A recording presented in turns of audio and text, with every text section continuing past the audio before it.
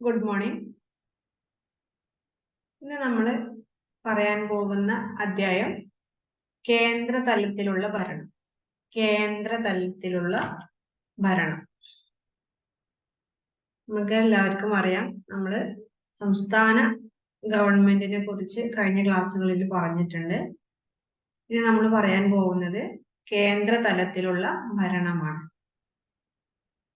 India ഒരു federal രാഷ്ട്രമാണെന്ന് നമുക്ക് എല്ലാവർക്കും അറിയാം. നമ്മൾ കഴിഞ്ഞ ക്ലാസ്സിൽ അത് ചർച്ച ചെയ്തതാണ്.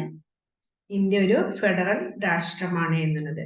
അത് പറയാനുണ്ടായ കാരണം ഭരണ സംവിധാനങ്ങള്, ഗ്രാമങ്ങള്, നഗരങ്ങള്, അതുപോലെ മഹാനഗരങ്ങള്, സംസ്ഥാനങ്ങള്, കേന്ദ്രം എന്നുള്ള തരത്തിലാണ് ഇന്ത്യയിൽ ഭരണം നടക്കുന്നത്. എന്നിട്ട് പറയാം, ഗ്രാമതലങ്ങളില്, നഗരങ്ങളില്, വലിയ മഹാനഗരങ്ങളില്, സംസ്ഥാനങ്ങള്, കേന്ദ്രം, ഇങ്ങനെ തട്ടുകളായിട്ടാണ് ഇന്ത്യയിലുള്ള ഭരണ സംവിധാനങ്ങൾ നടക്കുന്നത്. അതുകൊണ്ട് തന്നെയാണ് ഇന്ത്യ ഒരു ഫെഡറൽ രാഷ്ട്രമാണ് എന്ന് പറയാനുണ്ടായ പ്രധാന കാരണം. ഗവൺമെന്റിന്റെ അധികാരങ്ങളെ നമുക്ക് മൂന്നായിട്ട് തരംതിരിക്കാവുന്നതാണ്. ഒന്ന്, ഭരണ നിർവഹണം, അതായത് പ്രധാനമന്ത്രി അധ്യക്ഷനായിട്ടുള്ള ഒരു മന്ത്രിസഭാ കൗൺസിലാണ് ഉണ്ടായിരിക്കുക. അതില് പ്രസിഡന്റും ഉൾപ്പെടുന്നതാണ്. ഇതാണ് ഭരണ നിർവഹണം എന്നുള്ളത് കൊണ്ട് ഉദ്ദേശിച്ചത്. അടുത്തതാണ് നിയമനിർമ്മാണ വകുപ്പ്. നിയമങ്ങൾ നിർമ്മിക്കുക. അത് പാർലമെന്റിലാണ് നിയമങ്ങൾ ഉണ്ടാക്കുന്നത്. അപ്പൊ രണ്ടാമത്തതാണ് നിയമനിർമ്മാണം. മൂന്നാമതായിട്ട് പറയുന്നത് നീതിന്യായ വകുപ്പ്. നീതി നടപ്പാക്കുന്നത് നമുക്ക് എല്ലാവർക്കും അറിയാം, സുപ്രീം കോടതിയിലാണ്. കേന്ദ്ര തലങ്ങളിലാണ് നമ്മൾ പറയുന്നത്. സുപ്രീം കോടതിയാണ് നീതി വകുപ്പ് കൈകാര്യം ചെയ്യുന്നത്. ഇനി എങ്ങനെയൊക്കെയാണ് അതിന്റെ ഭരണങ്ങൾ എന്നുള്ളത് നോക്കാം. ആരിലൂടെയൊക്കെയാണ് ഭരണം നടക്കുന്നത് എന്ന്. പ്രധാനമായിട്ടും പറയുന്നത് പ്രസിഡന്റ്. ഇതാണ് പ്രസിഡന്റ്. അതായത് രാഷ്ട്ര തലവനാണ് പ്രസിഡന്റ് എന്ന് നമുക്ക് എല്ലാവർക്കും അറിയുന്നതാണ്. രാഷ്ട്ര തലവനാണ് പ്രസിഡന്റ്. പ്രസിഡന്റിന് തിരഞ്ഞെടുക്കാനുള്ള ചില പ്രക്രിയകളൊക്കെ ഉണ്ട്. അതാണ് ഇനി പറയാൻ പോകുന്നത്. പ്രസിഡന്റിനെ തിരഞ്ഞെടുക്കുന്നത് പരോക്ഷമായിട്ടാണ് എന്നാണ് പറയുന്നത്. ഒരു ഇലക്ടറൽ കോളേജ് ആണ് പ്രസിഡന്റിനെ തിരഞ്ഞെടുക്കുന്നത്. ഈ ഇലക്ടറൽ കോളേജിൽ ഉൾപ്പെടുന്നത് പാർലമെന്റിന്റെ ഇരു സഭകളിലെയും തെരഞ്ഞെടുക്കപ്പെട്ട അംഗങ്ങൾ എല്ലാവരും കൂടി ചേരുന്നുണ്ട്. ഈ അംഗങ്ങൾ എന്ന് പറയുന്നത് ഓരോ സംസ്ഥാനങ്ങളുടെ നിയമസഭകളിൽ നിന്നും വന്ന അംഗങ്ങളാണ്. ഇതാണ് ഇലക്ടറൽ കോളേജ് എന്നറിയപ്പെടുന്നത്. ഈ ഒരു ഇലക്ടറൽ കോളേജ് ആണ് പരോക്ഷമായിട്ട് പ്രസിഡന്റിനെ തെരഞ്ഞെടുക്കുന്നത്. അതൊരു രഹസ്യ ബാലറ്റ് സംവിധാനത്തിലൂടെയാണ് തെരഞ്ഞെടുപ്പ് നടക്കുന്നത്.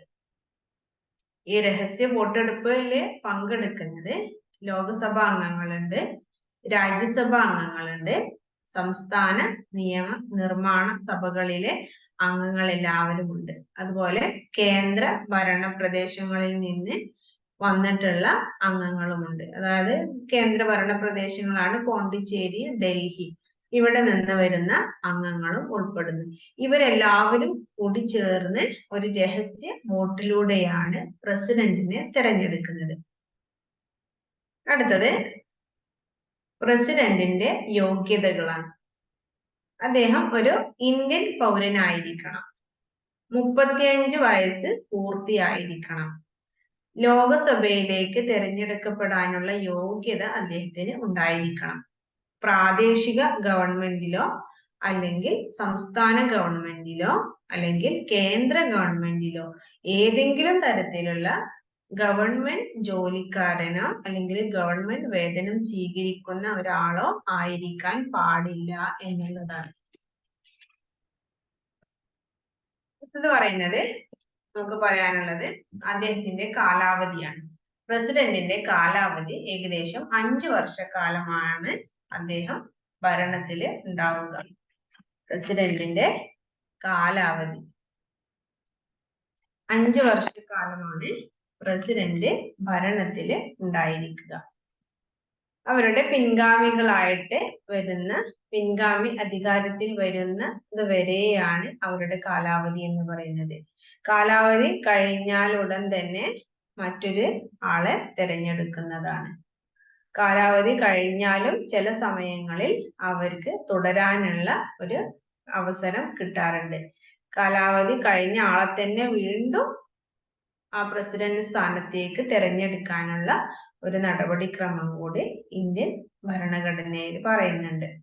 പ്രസിഡന്റിന്റെ അഭാവത്തില്, പ്രസിഡന്റ് ഇല്ലാത്ത ഒരു സമയത്തില് വൈസ് പ്രസിഡന്റിനാണ് പ്രസിഡന്റിന്റെ ചുമതല ചെയ്യുന്നത്. എന്നാൽ 6 മാസത്തിൽ കൂടുതൽ ഈ ഒരു പദവിയിൽ തുടരാൻ വൈസ് പ്രസിഡന്റിന് അനുവാദമില്ല. രാഷ്ട്രപതിയുടെ ഔദ്യോഗിക വസതിയാണ് രാഷ്ട്രപതി ഭവൻ. രാഷ്ട്രപതിയുടെ ഔദ്യോഗിക വസതിയാണ് രാഷ്ട്രപതി ഭവൻ എന്ന് അറിയപ്പെടുന്നത്. ഇനി നമുക്ക് പ്രസിഡന്റിന്റെ അധികാരങ്ങൾ എന്തൊക്കെയാണെന്ന് നോക്കാം. ഫസ്റ്റ് പറയുന്നത് കാര്യനിർവഹണ അധികാരങ്ങൾ. കാര്യനിർവഹണ അധികാരമുണ്ട്, അതായത് എക്സിക്യൂട്ടീവ് പവർ എന്ന് പറയും. ഭരണഘടനാപരമായി കേന്ദ്രത്തിലെ എല്ലാ അധികാരങ്ങളും പ്രസിഡന്റിലാണ് നിക്ഷിപ്തമായിരിക്കുന്നത്. ലോകസഭയിലെ ഭൂരിപക്ഷ പാർട്ടിയുടെ നേതാവിനെ നമ്മൾ പ്രധാനമന്ത്രിയായി തിരഞ്ഞെടുക്കും. പ്രധാനമന്ത്രിയുടെ ഉപദേശപ്രകാരമാണ് പ്രസിഡന്റ് മന്ത്രിസഭാ കൗൺസിലിലെ അംഗങ്ങളിൽ നിന്ന് നിയമിക്കുന്നത്. മന്ത്രിസഭാ കൗൺസിലിലെ അംഗങ്ങളെ നിയമിക്കുന്നത് പ്രസിഡന്റ് ആണ്. പ്രധാനമന്ത്രിയുടെ ഉപദേശപ്രകാരമാണ് അത് ചെയ്യുന്നത്. ഗവൺമെന്റിന്റെ ഭരണ നിർവഹണ ചുമതല പ്രസിഡന്റിനാണ്. ഗവൺമെന്റിന്റെ ഭരണ നിർവഹണം ചുമതല പ്രസിഡന്റിനാണ്. പ്രസിഡന്റ് ആണ് സംസ്ഥാന ഗവർണറെ നിയമിക്കുന്നത്. അതുപോലെ ഇന്ത്യയുടെ അറ്റോർണി ജനറലിനെ നിയമിക്കുന്നത്. അദ്ദേഹത്തിന്റെ ബാധ്യതകളാണ് അല്ലെങ്കിൽ അദ്ദേഹത്തിന്റെ അധികാരങ്ങളാണ് നമ്മൾ പറയുന്നത്. സംസ്ഥാന ഗവർണർമാരെ നിയമിക്കുന്നത് നമ്മൾ കഴിഞ്ഞ ചാപ്റ്ററിൽ പറഞ്ഞിട്ടുള്ള കാര്യമാണ്. അതുപോലെ ഇന്ത്യയുടെ അറ്റോർണി ജനറൽമാരെ നിയമിക്കുന്നത്. പിന്നെ കൺട്രോളർ ആൻഡ് ഓഡിറ്ററി ജനറൽമാരെ നിയമിക്കുന്നു. അംബാസിഡർമാരെ നിയമിക്കുന്നു. ഹൈക്കമ്മീഷണർമാരെ നിയമിക്കുന്നു. കേന്ദ്രഭരണ പ്രദേശത്തിലെ ഭരണത്തലവന്മാരെ നിയമിക്കുന്നു. അതുപോലെ കേന്ദ്ര പബ്ലിക് സർവീസ് കമ്മീഷണർ ചെയർമാൻമാരെ നിയമിക്കുന്നു. ഇന്ത്യയിലെ ചീഫ് ജസ്റ്റിസുമാരെ നിയമിക്കുന്നുണ്ട്. സുപ്രീം കോടതി ജഡ്ജിമാരെ നിയമിക്കുന്നു. അതുപോലെ ഹൈക്കോടതി ജഡ്ജിമാരെ നിയമിക്കുന്നു. സൈന്യത്തിലുള്ള കരസേനാ തലവന്മാരെയും കടൽ സേനാ തലവന്മാരെയും വായുസേനാ തലവന്മാരെയും എല്ലാ ഉയർന്ന പോസ്റ്റിൽ ഇരിക്കുന്ന ആളുകളെയും നിയമിക്കുന്നത് പ്രസിഡന്റ് ആയിരിക്കും. ഇത്രയും അധികാരങ്ങള് പ്രസിഡന്റിന് ഉണ്ട് എന്നുള്ളതാണ്. പ്രസിഡന്റിന് അത്രമാത്രം പവർ ഉണ്ട്. അതുകൊണ്ടാണ് രാഷ്ട്രത്തിന്റെ തലവനാണ് പ്രസിഡന്റ് എന്ന് പറയാനുള്ള കാരണം. ഇനി ഇത് കൂടാതെ ചില അധികാരങ്ങൾ കൂടി പ്രസിഡന്റിനുണ്ട്. പ്രസിഡന്റിന് അധികാരങ്ങള് ചിലതൊക്കെ നീക്കം ചെയ്യാനുള്ള അധികാരങ്ങൾ കൂടിയുണ്ട്. ചിലത് ഒഴിവാക്കാനുള്ള അധികാരമുണ്ട്. ഇതെല്ലാം പ്രസിഡന്റ്, മുകളിൽ പറഞ്ഞതെല്ലാം പ്രസിഡന്റ് അദ്ദേഹത്തിന്റെ പവർ ഉപയോഗിച്ച് ചെയ്യുന്നതാണ്, അപ്പോയിന്റ് ചെയ്യുന്നതാണ്. അതേപോലെ തന്നെ അതിൽ നിന്ന് ഒഴിവാക്കാനുള്ള അധികാരവും പ്രസിഡന്റിന് തന്നെയുണ്ട്. അതായത് മന്ത്രിസഭാ അംഗങ്ങളെ അധികാരങ്ങളിൽ നിന്ന് നീക്കാനുള്ള അധികാരമുണ്ട്. ഇന്ത്യൻ അറ്റോർണി ജനറൽമാരെ മാറ്റാനുള്ള അധികാരമുണ്ട്. അതുപോലെ സംസ്ഥാന ഗവർണർമാരെ മാറ്റി നിയമിക്കാനുള്ള അധികാരമുണ്ട്. എന്നും ഒരാളിനെ ഗവർണർമാരും ഈ പോസ്റ്റിലിരിക്കുന്ന ആളുകളൊക്കെ, അതുപോലെ അറ്റോർണി ജനറലൊക്കെ എന്നും ഒരാൾ തന്നെ ആവുന്നില്ല. അതിങ്ങനെ അവരുടെ കാലാവധി കഴിയുമ്പോൾ മാറി മാറി വരുന്നുണ്ട്. അപ്പോൾ അവരെയൊക്കെ ഒഴിവാക്കി പുതിയ ആളുകളെ അപ്പോയിന്റ് ചെയ്യാനുള്ള അധികാരം കൂടി പ്രസിഡന്റിന് ഉണ്ട്. കേന്ദ്ര പബ്ലിക് സർവീസ് കമ്മീഷണർ ചെയർമാനെ നീക്കം ചെയ്യാനുള്ള അധികാരമുണ്ട്. അതുപോലെ പബ്ലിക് സർവീസ് കമ്മീഷണർമാരെ മറ്റ് അംഗങ്ങളെ ആ ഒരു പോസ്റ്റിലേക്ക് അപ്പോയിന്റ് ചെയ്യാനുള്ള അധികാരമുണ്ട്. പിന്നെ മുഖ്യ തെരഞ്ഞെടുപ്പ് കമ്മീഷണർമാരെ മാറ്റാനുള്ള അധികാരമുണ്ട്. അതുപോലെയുള്ള മറ്റ് കമ്മീഷണർമാരെ ചേഞ്ച് ചെയ്യാനുള്ള അധികാരമുണ്ട്. ഇങ്ങനെ ഒരുപാട് അധികാരങ്ങൾ പ്രസിഡന്റിൽ നിക്ഷിപ്തമായിരിക്കുകയാണ്. അതുപോലെ എല്ലാ നയതന്ത്ര ജോലികളും അന്താരാഷ്ട്ര ഉടമ്പടികളും കരാറുകളും ഇതൊക്കെ നിർവഹിക്കുന്നത് ഇന്ത്യൻ പ്രസിഡന്റ് ആണ് എന്നുള്ളതാണ്. അപ്പൊ പ്രസിഡന്റിന് രാജ്യത്ത് എത്രമാത്രം പവർ ഉണ്ട് എന്നുള്ളതാണ് ഇതിലൂടെ നമുക്ക് മനസ്സിലാക്കാൻ സാധിക്കുന്നത്. രണ്ടാമത്തെ കാര്യമാണ് നിയമനിർമ്മാണ അധികാരം. നിയമനിർമ്മാണ അധികാരം പേരിൽ നിന്ന് തന്നെ നമുക്കത് കൂടുതലും മനസ്സിലാക്കാൻ സാധിക്കും. നിയമങ്ങൾ നിർമ്മിക്കുകയാണ്. പ്രസിഡന്റ് ആണ് പാർലമെന്റിനെ അഭിസംബോധന ചെയ്യുന്നത്. ഈ പാർലമെന്റ് സമ്മേളനം വിളിച്ചു കൂട്ടാനും അതുപോലെ സമ്മേളനം നീട്ടിവെക്കാനും സമ്മേളനം ഇടക്ക് നിർത്തിവെക്കാനും ഒക്കെയുള്ള അധികാരം പ്രസിഡന്റിനുണ്ട്. അതുപോലെയുള്ള മന്ത്രിസഭാ കൗൺസിലിന്റെ ഉപദേശപ്രകാരം അത് പിരിച്ചുവിടാനും പ്രസിഡന്റിന് അധികാരമുണ്ട്. എല്ലാ പവറും ഉള്ള ഒരാളാണ് പ്രസിഡന്റ് എന്ന് പറയുന്നത്. പാർലമെന്റിന്റെ ഇരു സഭകളും വിളിച്ചു കൂട്ടാനുള്ള അധികാരമുണ്ട്. അതുപോലെ അത് പിരിച്ചുവിടാനും അത് ഇടയ്ക്ക് വെച്ച് നിർത്തിവെക്കാനും ഒക്കെയുള്ള അധികാരങ്ങള് പ്രസിഡന്റിനാണ് ഉള്ളത്. അപ്പൊ നിയമനിർമ്മാണ അധികാരം ഉള്ളത് പ്രസിഡന്റിനാണ്. അടുത്തതാണ് ധനപരമായ അധികാരം. ധനപരമായ അധികാരം ഫിനാൻഷ്യൽ പവർ ആണ്.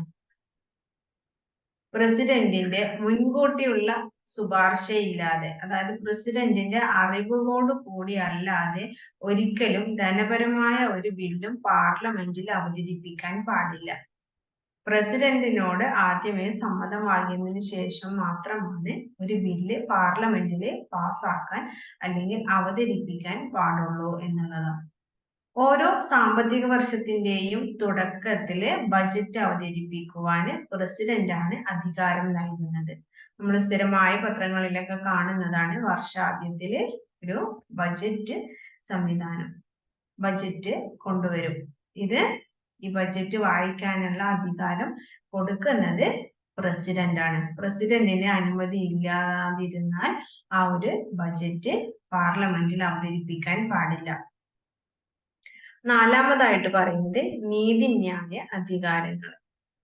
നീതിന്യായ അധികാരങ്ങൾ അതായത് കുറ്റവാളികളുടെ ശിക്ഷകളിൽ ഇളവ് ചെയ്യുവാനും അത് ഒഴിവാക്കുവാനും പ്രസിഡന്റിന് അധികാരമുണ്ട്. ചില ആളുകൾക്കൊക്കെ എന്തെങ്കിലും തരത്തിലുള്ള ഇളവുകളൊക്കെ കൊടുക്കാറുണ്ട്. അതേപോലെ തന്നെ ശിക്ഷകൾ ഒഴിവാക്കാനുള്ള അധികാരവും പ്രസിഡന്റിനാണ് ഉള്ളത്.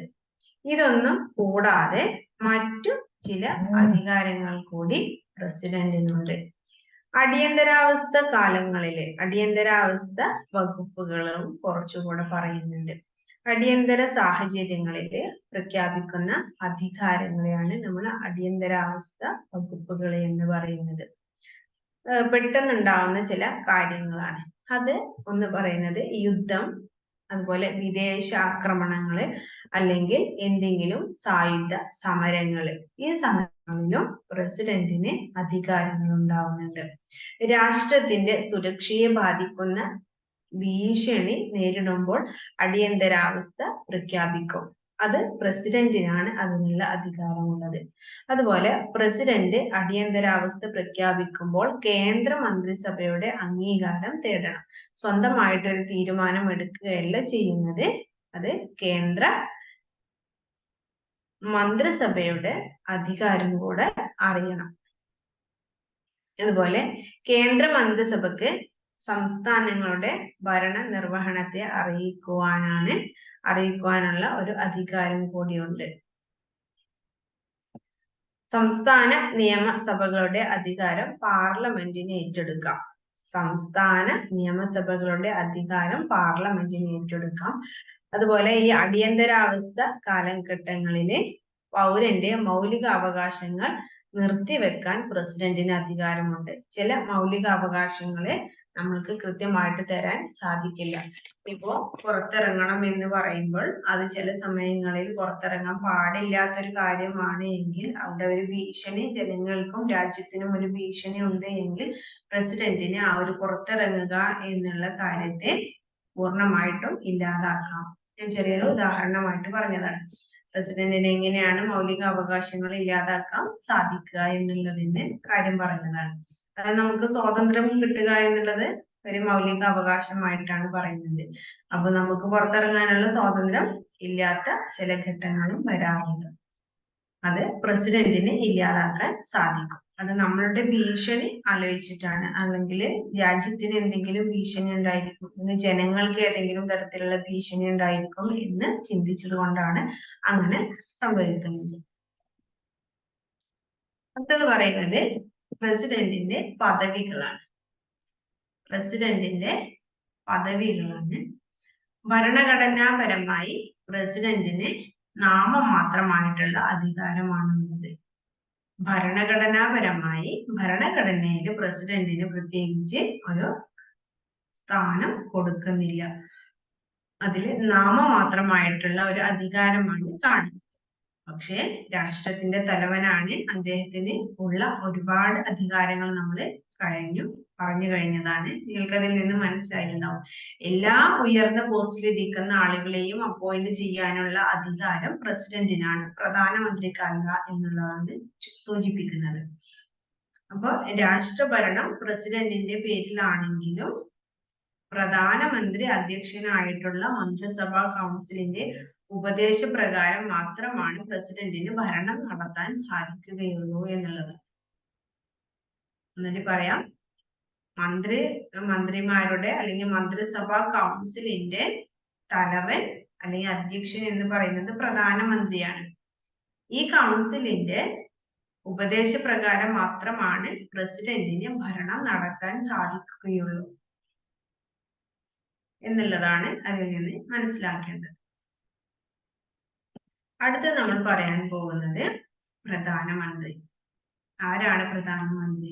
എന്തൊക്കെയാണ് പ്രധാനമന്ത്രിക്ക് ഉണ്ടായിരിക്കേണ്ട ചുമതലകള് എന്നുള്ള കാര്യങ്ങളൊക്കെയാണ് ഇനി ചർച്ച ചെയ്യുന്നത്. പ്രധാനമന്ത്രിയെ നിയമിക്കുന്നത് പ്രസിഡന്റ് ആണ്. പ്രധാനമന്ത്രിയെ നിയമിക്കുന്നത് പ്രസിഡന്റ് ആണ്. ആദ്യത്തെ പ്രധാനമന്ത്രി ജവഹർലാൽ നെഹ്റു ആണ് എന്ന് നമുക്ക് എല്ലാവർക്കും അറിയാം. ഇപ്പോഴത്തെ പ്രധാനമന്ത്രിയെയും നമുക്ക് അറിയാവുന്നതാണ്. ലോകസഭയിലെ ഭൂരിപക്ഷ പാർട്ടിയുടെ തലവനാണ് പ്രധാനമന്ത്രിയായി മാറുന്നത്. ലോകസഭയിലെ ഭൂരിപക്ഷ പാർട്ടിയുടെ തലവനാണ് പ്രധാനമന്ത്രി. അതുപോലെ ലോകസഭയിലെ ഒരു അംഗമായിരിക്കണം എന്നുള്ളതും പറയുന്നുണ്ട്. ലോകസഭയിലെ ഒരു അംഗമായിരിക്കണം. അതുപോലെ കേന്ദ്ര ഭരണത്തിന്റെ തലവൻ പ്രധാനമന്ത്രിയായിരിക്കും. കേന്ദ്ര ഭരണത്തിന്റെ തലവൻ പ്രധാനമന്ത്രിയായിരിക്കും. രാഷ്ട്രത്തിന്റെ തലവൻ പ്രസിഡന്റ് ആണ്. കേന്ദ്ര ഭരണത്തിന്റെ തലവൻ പ്രധാനമന്ത്രിയായിരിക്കും.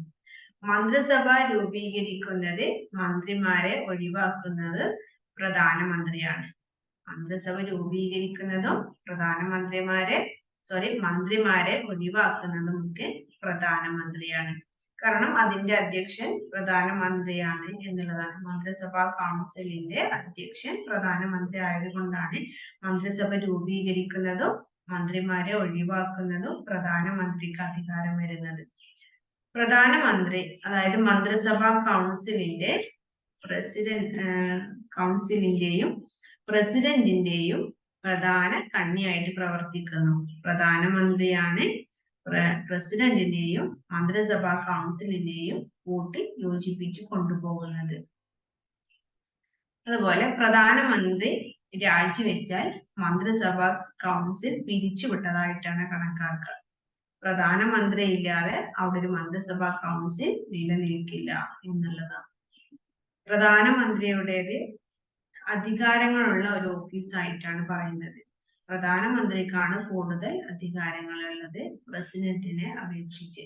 കാരണം പ്രസിഡന്റ് ചെയ്യുന്ന എല്ലാ കാര്യങ്ങളും പ്രധാനമന്ത്രി അടങ്ങുന്ന മന്ത്രിസഭാ കൗൺസിൽ തീരുമാനിക്കുന്ന കാര്യങ്ങൾ പ്രധാനമന്ത്രി അതുപോലെ മന്ത്രിമാരും പ്രസിഡന്റിനെ അറിയിക്കുകയും പ്രസിഡന്റ് അതിലൂടെയാണ് പ്രസിഡന്റിന്റെ പവർ കാണിക്കുന്നത് എന്നുള്ളതാണ്. അതുപോലെ ദേശീയ വികസന കൗൺസിലിന്റെ ചെയർമാനാണ് പ്രധാനമന്ത്രി. ദേശീയ വികസന കൗൺസിലിന്റെ ചെയർമാനും കൂടിയാണ് പ്രധാനമന്ത്രി. അതുപോലെ അന്താരാഷ്ട്ര കോൺഫറൻസുകളിൽ ഗവൺമെന്റിന്റെ തലവനായി പ്രധാനമന്ത്രിയാണ് പ്രവർത്തിക്കുന്നത്. അന്താരാഷ്ട്ര കൗൺസിലുകളുടെ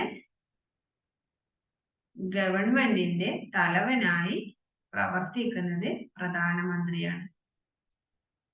ഈ കേന്ദ്ര മന്ത്രിസഭാ കൗൺസില് എന്തെല്ലാം കാര്യങ്ങളാണ് എന്നുള്ളത്. പ്രധാനമന്ത്രി അധ്യക്ഷനായിട്ടുള്ള മന്ത്രിസഭാ കൗൺസിലാണ് കേന്ദ്ര മന്ത്രിസഭാ കൗൺസിൽ. പ്രസിഡന്റ് അധികാരങ്ങളെ നടപ്പാക്കുന്നത് മന്ത്രിസഭാ കൗൺസിലിന്റെ ഉപദേശപ്രകാരമാണ്. നമ്മൾ നേരത്തെ പറഞ്ഞ കാര്യമാണ്. മന്ത്രിസഭാ കൗൺസിലില് 3 വിഭാഗത്തിൽപ്പെട്ടവരാണ് ഉണ്ടാവുക.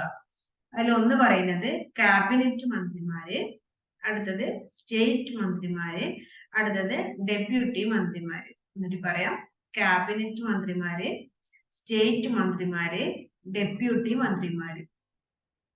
ഈ 3 വിഭാഗത്തിൽപ്പെടുന്ന ആളുകളാണ് മന്ത്രിസഭാ കൗൺസിലിൽ ഉണ്ടായിരിക്കുക.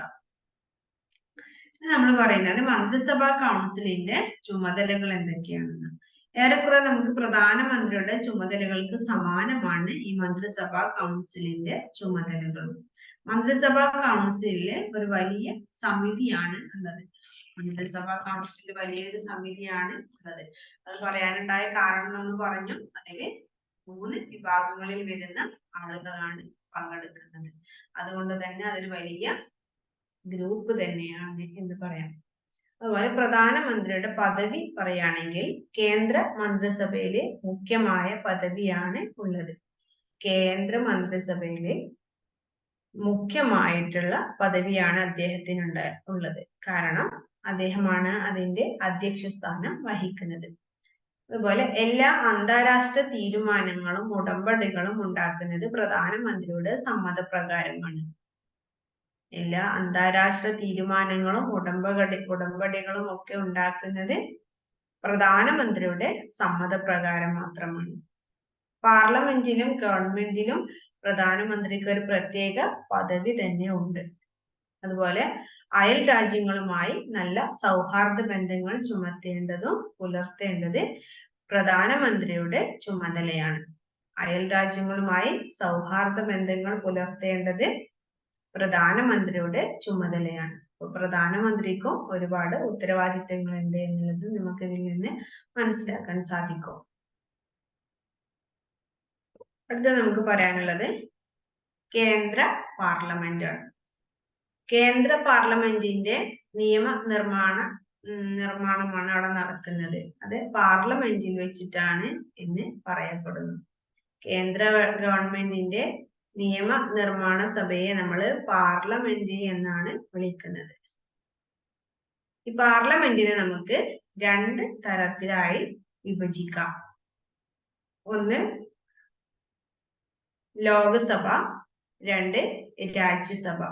ലോകസഭ എന്ന് പറഞ്ഞു കഴിഞ്ഞാൽ ജനപ്രതിനിധികളുടെ സഭ എന്നാണ് അറിയപ്പെടുന്നത്. രാജ്യസഭ എന്നാൽ കൗൺസിൽ ഓഫ് സ്റ്റേറ്റ് എന്നാണ് അറിയപ്പെടുന്നത്. കേന്ദ്ര ഗവൺമെന്റിന്റെ നിയമനിർമ്മാണ സഭയെ നമ്മൾ വിളിക്കുന്ന പേരാണ് പാർലമെന്റ്. ഈ പാർലമെന്റിനെ നമുക്ക് 2 ആയിട്ട് തിരിക്കാം. ഒന്ന് ലോകസഭ, 2 രാജ്യസഭ. ലോകസഭ ജനപ്രതിനിധികളുടെ സഭ. നമ്മൾ ഓരോരുത്തരും വോട്ട് ചെയ്ത് അയക്കുന്ന ആളുകളാണ് ലോകസഭയിൽ ഉണ്ടായിരിക്കുക. രാജ്യസഭ എന്ന് പറഞ്ഞാൽ കൗൺസിൽ ഓഫ് സ്റ്റേറ്റ്. ഇനി നമുക്ക് എന്തൊക്കെയാണ് ലോകസഭ എന്നും രാജ്യസഭ എന്നും കൂടുതലായിട്ട് നോക്കാം. ലോകസഭ പാർലമെന്റിന്റെ അധോമണ്ഡലം എന്നാണ് ഇത് അറിയപ്പെടുന്നത്. പാർലമെന്റിന്റെ അധോമണ്ഡലം എന്നാണ് ഇത് അറിയപ്പെടുന്നത്. അംഗങ്ങളെ ജനങ്ങൾ നേരിട്ടാണ് തെരഞ്ഞെടുക്കുന്നത്. നമ്മൾ ഓരോരുത്തരും വോട്ട് ചെയ്താണ് ഇവിടുത്തെ അംഗങ്ങളെ തെരഞ്ഞെടുക്കുന്നത്. പാർലമെന്റ് അംഗങ്ങളെ 550 കൂടാൻ പാടില്ല. പാർലമെന്റിലെ അംഗങ്ങൾ 550 കൂടാൻ പാടില്ല. 530 അംഗങ്ങള് വിവിധ സംസ്ഥാനങ്ങളിൽ നിന്ന് വരുന്നവരാണ്. അതില് 20 അംഗങ്ങളെ കേന്ദ്രഭരണ പ്രദേശങ്ങളിൽ നിന്ന് വരുന്നവരാണ്.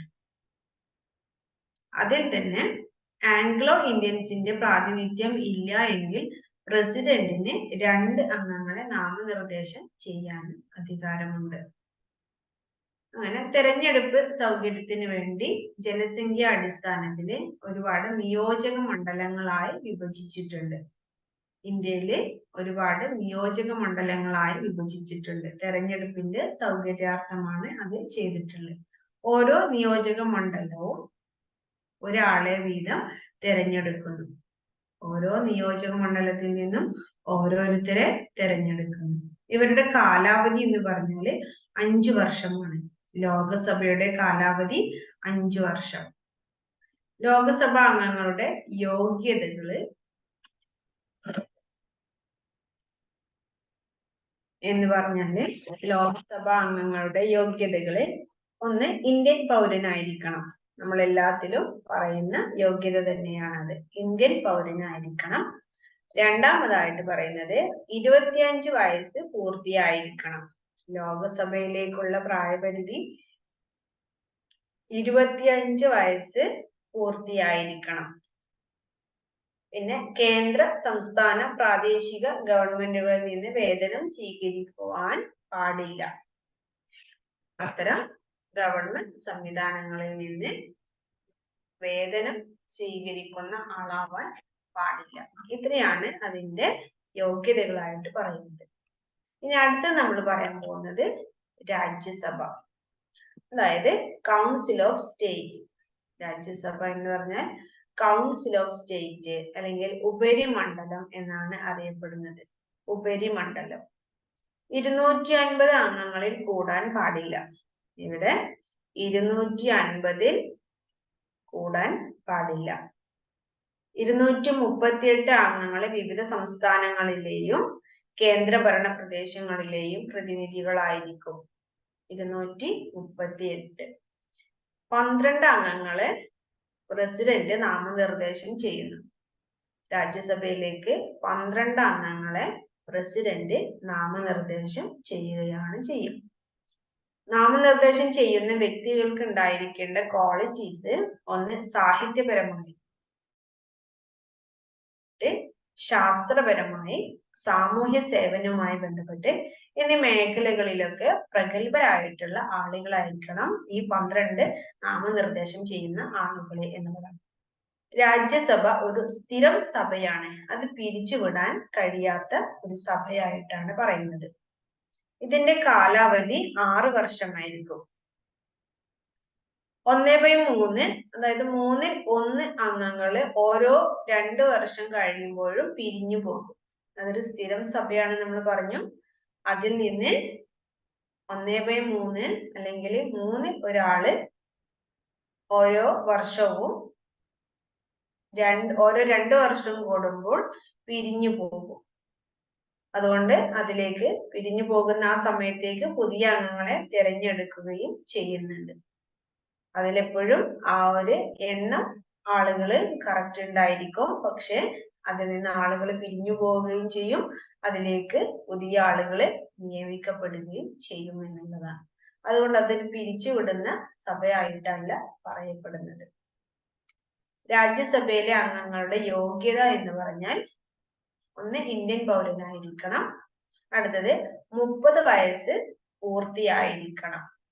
ലോകസഭയിലെ അംഗത്തിനുണ്ടായിരിക്കേണ്ട എല്ലാ യോഗ്യതകളും രാജ്യസഭയിലെ അംഗത്തിനും ഉണ്ടായിരിക്കണം. 2 സമ്മേളനങ്ങൾ തമ്മിലുള്ള കാലാവധി എന്ന് പറയുന്നത് 6 മാസ കാലയളവാണ്. 6 മാസത്തിലൊരിക്കൽ ഈ ഒരു സഭ സമ്മേളിച്ചിരിക്കണം. ലോകസഭ പിരിച്ചുവിടാൻ പ്രസിഡന്റിന് അധികാരമുണ്ട്. എന്നാൽ രാജ്യസഭ പിരിച്ചുവിടാൻ പ്രസിഡന്റിന് അധികാരമില്ല. രാജ്യസഭ നമ്മൾ പറഞ്ഞു പിരിച്ചുവിടാത്ത സഭയാണ് എന്നുള്ളത്. പാർലമെന്റിലെ പ്രിസൈഡിംഗ് ഓഫീസർമാര് അടുത്ത നമ്മൾ പറയാൻ പോകുന്നത് പാർലമെന്റിലെ പ്രിസൈഡിംഗ് ഓഫീസർമാര്. ഇവരാണ് അതിൽ അധ്യക്ഷത വഹിക്കുന്നവര്. പാർലമെന്റിലെ അധ്യക്ഷത വഹിക്കുന്നവര് അവരായിരിക്കും. ലോകസഭയുടെ അധ്യക്ഷന് സ്പീക്കർ ആയിരിക്കും. അതുപോലെ സ്പീക്കറുടെ അഭാവത്തില് ഡെപ്യൂട്ടി സ്പീക്കർ ആയിരിക്കും ആ ഒരു പദവി കൈകാര്യം ചെയ്യുക. ലോകസഭാ അംഗങ്ങളിൽ നിന്നാണ് സ്പീക്കറെയും ഡെപ്യൂട്ടി സ്പീക്കറെയും തെരഞ്ഞെടുക്കുന്നത്. ലോകസഭയില് സ്പീക്കറാണ് അച്ചടക്ക നിയന്ത്രണങ്ങൾ നടത്തേണ്ടത്. ലോകസഭയിൽ എന്തെങ്കിലും അച്ചടക്ക ലംഘനങ്ങൾ നടന്നു കഴിഞ്ഞാൽ അത് സ്പീക്കറാണ് കൈകാര്യം ചെയ്യേണ്ടത്. ബില്ല് പാസ്സാക്കുന്നതിന് വോട്ടെടുപ്പ് നടത്തുമ്പോൾ ഈ സ്പീക്കർ വോട്ട് രേഖപ്പെടുത്താറില്ല. മറ്റ് അംഗങ്ങളെ രേഖപ്പെടുത്തുകയും ചെയ്യും. സ്പീക്കർ വോട്ട് ചെയ്യുന്നതിൽ നിന്ന് വിട്ടുനിൽക്കുകയും ചെയ്യും. പിന്നെ തുല്യ വോട്ട് വന്നു കഴിഞ്ഞാൽ സ്പീക്കർക്ക് ഒരു വോട്ട് ചെയ്യാനുള്ള അധികാരമുണ്ട്. ആ സമയത്ത് മാത്രമാണ് സ്പീക്കർ വോട്ട് ചെയ്യുന്നത്. അല്ലാത്ത പക്ഷം സ്പീക്കർ വോട്ട് ചെയ്യുന്നില്ല. ലോകസഭയുടെയും രാജ്യസഭയുടെയും സംയുക്ത സമ്മേളനത്തില് അധ്യക്ഷത വഹിക്കുന്നത് ലോകസഭാ സ്പീക്കറാണ്. ലോകസഭയുടെയും രാജ്യസഭയുടെയും സംയുക്ത സമ്മേളനത്തില് അധ്യക്ഷ സ്ഥാനം വഹിക്കുന്നത് ലോകസഭയുടെ സ്പീക്കർ ആയിരിക്കും എന്നുള്ളതാണ്.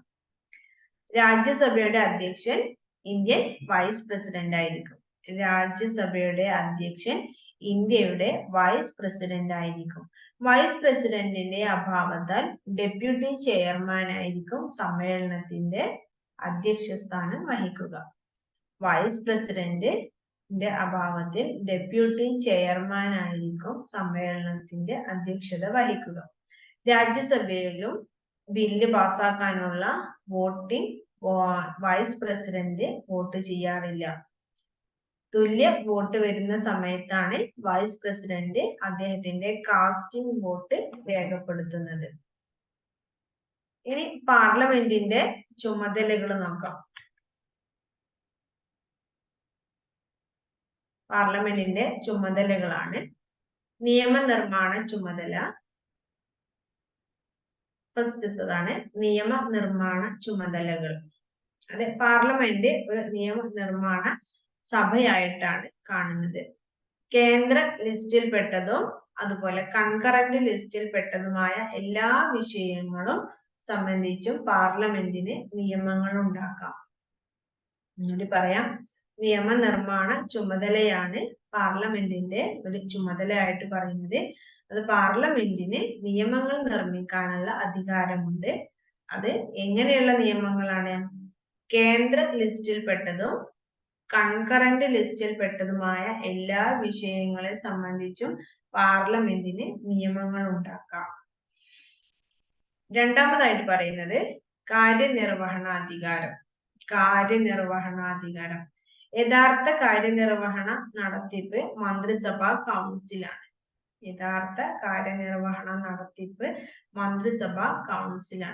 ഈ മന്ത്രിസഭാ കൗൺസിലിന് മേലുള്ള നിയന്ത്രണം നടത്തുന്നുണ്ട്.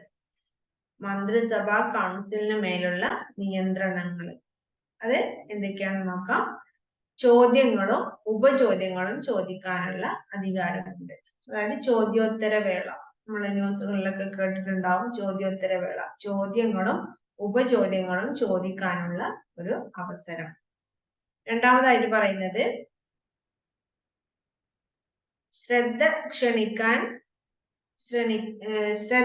ക്ഷണിക്കൽ പ്രയോഗങ്ങൾ. അതായത് സഭാ നടപടികളിൽ തൽക്കാലത്തേക്ക് നിർത്തിവെക്കാനുള്ള ഉപക്ഷേപം മുതലായവ. ഗവൺമെന്റിന്റെ നയങ്ങളും നടപടിക്രമങ്ങളും സംബന്ധിച്ചുള്ള വാദപ്രതിവാദങ്ങളാണ് ഇവിടെ നടക്കുന്നത്. ഗവൺമെന്റിന്റെ നയങ്ങളും നടപടിക്രമങ്ങളുടെയും സംബന്ധിച്ചുള്ള വാദപ്രതിവാദങ്ങളാണ് ഇവിടെ നടക്കുന്നത്. അതായത് ചോദ്യോത്തരവേളയുടെ മറ്റൊരു രീതിയാണ് അവിടെ നടക്കുന്നത്.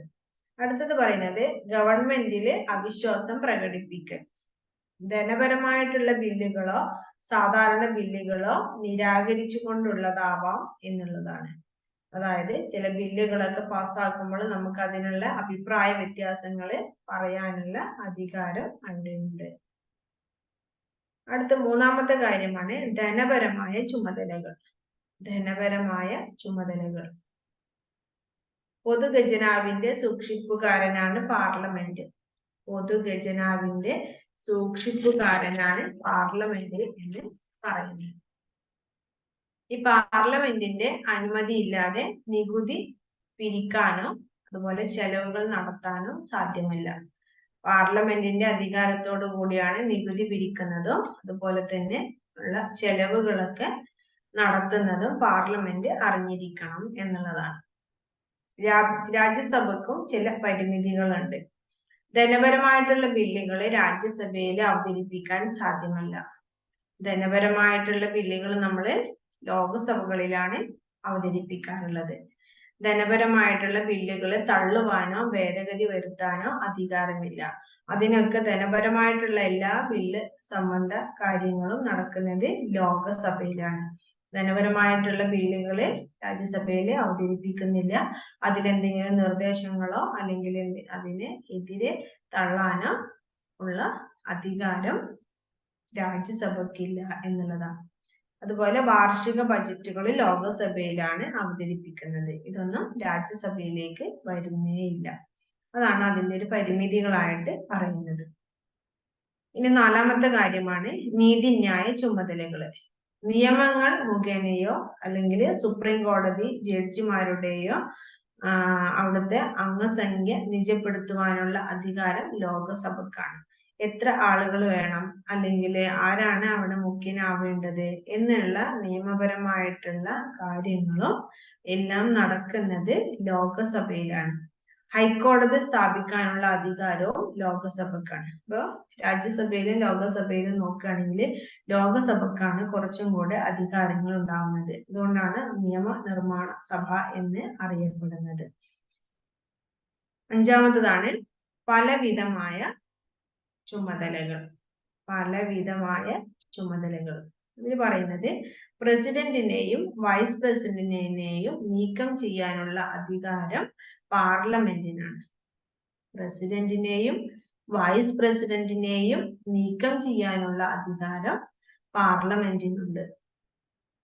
ഇതിനെ ഇംപീച്ച്മെന്റ് എന്നാണ് പറയുന്നത്. ഇംപീച്ച്മെന്റ് എന്നാണ് പറയുന്നത്. ഭരണഘടന ഭേദഗതി ചെയ്യുവാനുള്ള അധികാരം പാർലമെന്റിനാണുള്ളത്. ഭരണഘടനയിൽ ഒരുപാട് ഭേദഗതികൾ വന്നിട്ടുണ്ട്. അതിനുള്ള അധികാരം പാർലമെന്റിനാണ് ഉള്ളത്. ഇനി അടുത്ത് നമ്മൾ പറയാൻ പോകുന്നത് നമ്മുടെ നീതിന്യായ വ്യവസ്ഥിതിയാണ്. അതായത് സുപ്രീം കോടതി. സുപ്രീം കോടതിയിൽ നിന്നാണ് അന്തിമമായിട്ടുള്ള എല്ലാ കാര്യങ്ങൾക്കും വിധി വരുന്നത്. കേന്ദ്ര നീതിന്യായ വകുപ്പിനെ പ്രതിനിധീകരിക്കുന്നതാണ് സുപ്രീം കോടതി. സുപ്രീം കോടതിയാണ് കേന്ദ്ര തലത്തിലുള്ളത്. അത് താഴെ തട്ടിലേക്ക് വരികയാണെങ്കിൽ ഹൈക്കോർട്ടാണ് സംസ്ഥാന തലത്തിലെ. കീഴ്ക്കോടതികളാണ് പിന്നെ ജില്ലാ തലങ്ങളിലുള്ളത്. അതിനും താഴെയുള്ള കോടതികളാണ് ഉപകോടതികൾ. ഇങ്ങനെ ഒരു തട്ടുകളായിട്ടാണ് നമ്മളുടെ നീതിന്യായ വ്യവസ്ഥിതി കിടക്കുന്നത്. അല്ലെങ്കിൽ നീതിന്യായ വകുപ്പിന്റെ പ്രതിനിധീകരിച്ചിരിക്കുന്നത് ഇത്തരം രീതികളിലാണ്. ഭരണഘടനാ അടിസ്ഥാനത്തിലെ ചീഫ് ജസ്റ്റിസുമാരും ജഡ്ജിമാരുമാണ് സുപ്രീം കോടതിയിൽ ഉണ്ടായിരിക്കുക. 1950 കണക്ക് നോക്കുകയാണെങ്കിൽ ഒരു ചീഫ് ജസ്റ്റിസും 7 ജഡ്ജിമാരുമാണ് ഉണ്ടായിരുന്നത്. ഇപ്പോൾ അത് 30 ജഡ്ജിമാരായിട്ട് നിയമനം കൂടിയിട്ടുണ്ട് എന്നുള്ളതാണ്. ഇനി ജഡ്ജിമാരുടെ യോഗ്യതകൾ: ഇന്ത്യൻ പൗരനായിരിക്കണം, കുറഞ്ഞത് 5 വർഷമെങ്കിലും ഒരു ഹൈക്കോടതിയിലോ അല്ലെങ്കിൽ 2 അതിലധികം ഹൈക്കോടതികളിലോ തുടർച്ചയായി ജഡ്ജിമാരായിരിക്കണം എന്നുള്ളതാണ്. പിന്നെ പറയുന്നത് കുറഞ്ഞത് 10 വർഷമെങ്കിലും ഒരു ഹൈക്കോടതിയിലോ അല്ലെങ്കിൽ 2 അതിലധികമോ ഹൈക്കോടതികളിലോ തുടർച്ചയായി അഭിഭാഷകരായി തുടർന്നിരിക്കണം എന്നുള്ളതാണ്. ഇതൊക്കെ നമ്മൾ ഹൈക്കോടതി ജഡ്ജിമാർക്കും പറഞ്ഞ അതേ കാര്യങ്ങൾ തന്നെയാണ് ഇവിടെയും പറയുന്നത് എന്നുള്ളതാണ്. കഴിഞ്ഞ ക്ലാസ്സുകളിൽ നമ്മളിത് ചർച്ച ചെയ്തിട്ടുണ്ട്. അടുത്ത പോയിന്റ് ആണ് പ്രസിഡന്റിന്റെ അഭിപ്രായത്തില് ശ്രേഷ്ഠനായിരിക്കണം. പ്രസിഡന്റിന് അദ്ദേഹത്തെ കുറിച്ച് നല്ല അഭിപ്രായങ്ങൾ മാത്രമുള്ള ആളുകളെയാണ് സുപ്രീം കോടതി ജഡ്ജിമാരും മുഖ്യ ന്യായാധിപന്മാരും ഒക്കെ ആയി മാറുകയുള്ളൂ. അതുപോലെ 65 വയസ്സ് വരെ അവർക്ക് സേവനം അനുഷ്ഠിക്കാനുള്ള അധികാരമുണ്ട്. സുപ്രീം കോടതിയുടെ അധികാരങ്ങൾ നോക്കാം.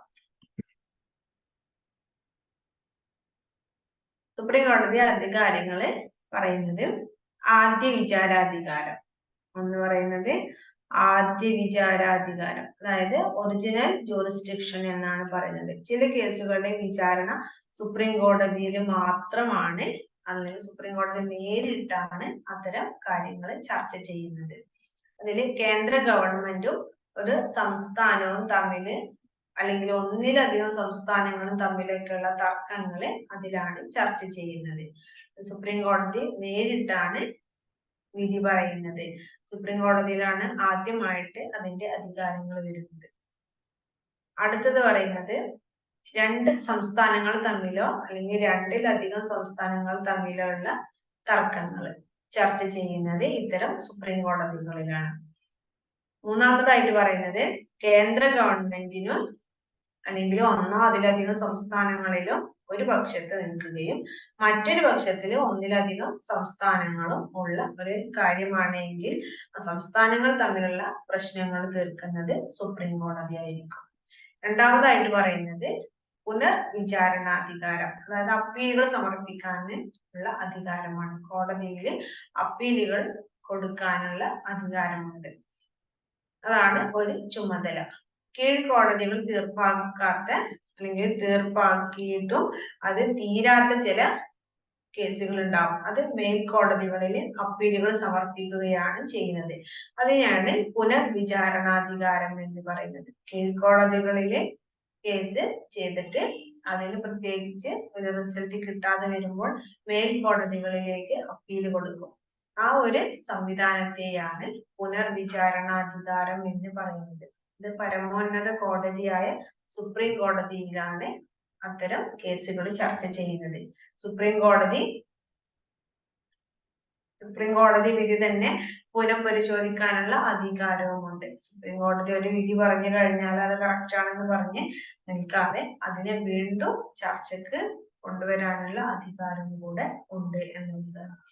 മൂന്നാമതായിട്ട് പറയുന്നത് ഉപദേശകാധികാരം, അതായത് അഡ്വൈസറി ബോർഡാണ്, അഡ്വൈസറി ജൂറിസ്ഡിക്ഷൻ ആണ്. സുപ്രീം കോടതി രേഖാ കോടതി എന്നാണ് അറിയപ്പെടുന്നത്. രേഖാ കോടതി, അത് രേഖാമൂലമുള്ള ഒരു വിധിയാണ് സുപ്രീം കോടതിയിൽ നിന്ന് നമുക്ക് ലഭിക്കുന്നത്. പിന്നെ സുപ്രീം കോടതിന്റെ മറ്റ് അധികാരങ്ങൾ കൂടിയുണ്ട്. ഇത് നമ്മള് അധികാരങ്ങളാണ്. അതല്ലാത്ത ചില അധികാരങ്ങൾ കൂടെ നമുക്ക് കാണാൻ സാധിക്കും. ഭരണഘടനയുടെ സൂക്ഷിപ്പുകാരനാണ് സുപ്രീം കോടതി. ഭരണഘടനയുടെ കാവൽക്കാരൻ എന്നൊക്കെയാണ് സുപ്രീം കോടതിയെ വിശേഷിപ്പിക്കുന്നത്. കാരണം ജനങ്ങളുടെ മൗലികാവകാശങ്ങളുടെ കാവൽക്കാരനാണ് സുപ്രീം കോടതി. നമ്മളുടെ മൗലികാവകാശങ്ങൾ എന്തെങ്കിലും നമുക്ക് നഷ്ടപ്പെട്ടു കഴിഞ്ഞാൽ നമുക്ക് അതിൽ നിന്ന് വീണ്ടെടുക്കാനും അല്ലെങ്കിൽ അതിനെതിരെ ചോദ്യം ചെയ്യാനുമുള്ള അധികാരം സുപ്രീം കോടതിയിൽ ഉണ്ട്. സുപ്രീം കോടതി നമുക്ക് കൃത്യമായിട്ടുള്ള വിധി തരുന്നതാണ്. അതില് രണ്ടാമതായിട്ട് പറയുന്നത് നീതിന്യായ പുനരവലോകനം, അതായത് എക്സിക്യൂട്ടീവ് ആജ്ഞകളും വിജ്ഞാപനങ്ങളും ഒക്കെ ഉണ്ടായിരിക്കും. അതിനെതിരായിട്ട് നമ്മളുടെ ആവശ്യങ്ങൾ ഉന്നയിച്ചുകൊണ്ട് നമുക്ക് സുപ്രീം കോടതിയെ സമീപിക്കാനുള്ള ഒരു അധികാരമുണ്ട്. ഇത്രയും കാര്യങ്ങളാണ് നമുക്ക് ഈ അധ്യായത്തിൽ ചർച്ച ചെയ്യാനുള്ളത്. നമ്മൾ കേന്ദ്രഭരണം എങ്ങനെയൊക്കെയാണെന്ന് കണ്ടു. അതായത് പ്രസിഡന്റ് എന്താണ്, പ്രൈം മിനിസ്റ്റർ എന്താണ് നമ്മുടെ നീതിന്യായ വ്യവസ്ഥിതി, രാജ്യസഭ, ലോകസഭ, ഇങ്ങനെയുള്ള എല്ലാ കാര്യങ്ങളും നമ്മൾ ഈ അധ്യായത്തിൽ ചർച്ച ചെയ്ത് കഴിഞ്ഞു. എന്തെങ്കിലും സംശയങ്ങളുണ്ടെങ്കിൽ നിങ്ങൾക്ക് ചോദിക്കാവുന്നതാണ്. Thank U.